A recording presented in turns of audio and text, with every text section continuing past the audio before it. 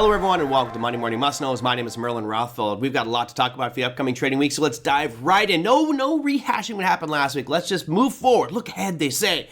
Let's start things off with our earnings calendar. There are 240 companies reporting earnings this week.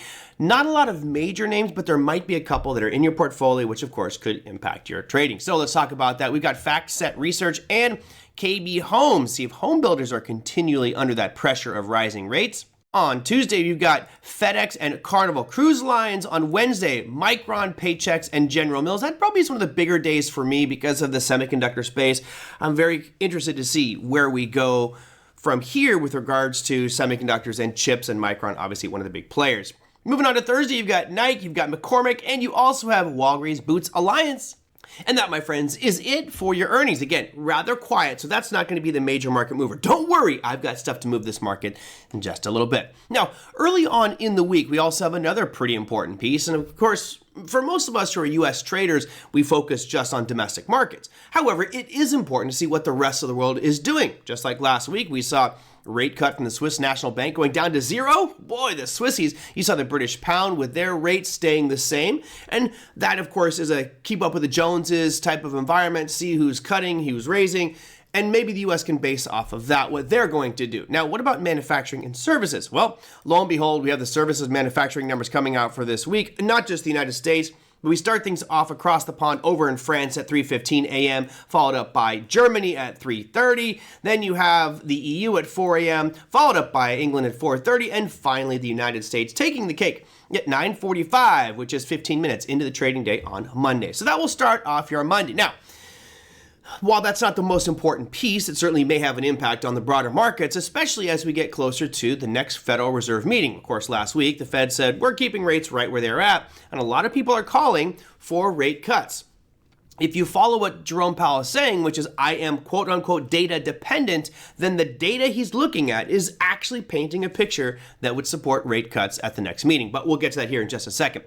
So let's talk about the man, the myth, the legend, the Jerome Powell, if you will. He has two speeches this week that are very important, and you certainly want to pay attention. At least know when he's going to be speaking, because this is testimony. His first one will be on Tuesday at 10 a.m. Eastern Time. Remember, that is as the markets open.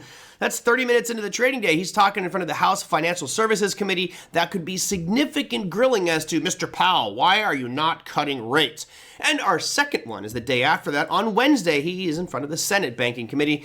It's the same time, 10 a.m. Eastern Time, talking about rates. And again, this is so critical because the president has been attacking Jerome Powell with words, of course, calling him a loser, calling him a dummy, a numbskull for not lowering rates. And that call is starting to grow on both sides of the aisle as to why are we not cutting rates? And if you're a trader and you're looking at the data, why not? It actually would support it. However, I agree he should be data dependent and look at the data, which brings us to the next topic, which is what data are they looking at? As we know, the Fed has dual mandates, meaning they're looking for full employment, which is jobs, and stable pricing, which is inflation. Our next piece of data doesn't have anything to do with that. It's the GDP numbers. GDP, gross domestic product, right? That's important because that's economic growth. And our final GDP number here doesn't look very good. The latest expectation, and our quarter over quarter, is going to be a negative 0.2. Now, what that means is that 2.4% you see on your screen there is probably going to go lower. And that's because, remember, quarterly, you're taking the last 4 bars there, and you can see on your screen, you've got the last 4, I'll highlight them right now for you. Those last 4 were all above zero. But now you're going to drop off that little one at the end and replace it with a negative number. Therefore, final GDP should drop. Now, probably gets us down to, I'm going to say 2.1 for the annualized rate, which is what you see on your screen here. This is not good. Now, remember, Jerome Powell's not concerned with GDP, but GDP could be a direct result of inflation and full employment. So those factors are going to paint an interesting picture for our markets on Thursday. But that's not the big stuff. The big stuff is what Jerome Powell says is the number one piece of data that he's looking at because he's data dependent. And that is what? That is inflation. That is the core PCE price index. Now, as you can see here, it's been doing okay. We had that big surge, and all of a sudden for 2 months, it's just dropped lower. Right now, it's at 0.1. Expectations are that we're going to come out at 0.1 again, which would be very welcome in the eyes of Wall Street. Why?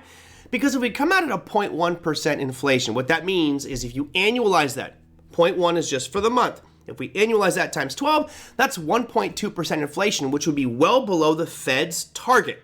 If that's the case, then that does bolster the argument that the Fed should be cutting rates at the next meeting. Now, right now, there are 2 rate cuts expected for the rest of the year. I kind of do believe that we will get those 2 rate cuts. Again, it really depends on a lot of different factors, but point 1 is what they're expecting for that current core PCE price index. That will be the most important piece of the week because that's what Jerome Powell is looking at. That's going to be Friday morning, 1 hour before the markets open. So we do have a quiet first part of the week. Thursday, things pick up, of course, with the Jerome Powell speaking. That could also create waves, and Friday will be the biggest day. That, my friends, is your Money Morning Must-Knows. We'll see you next week.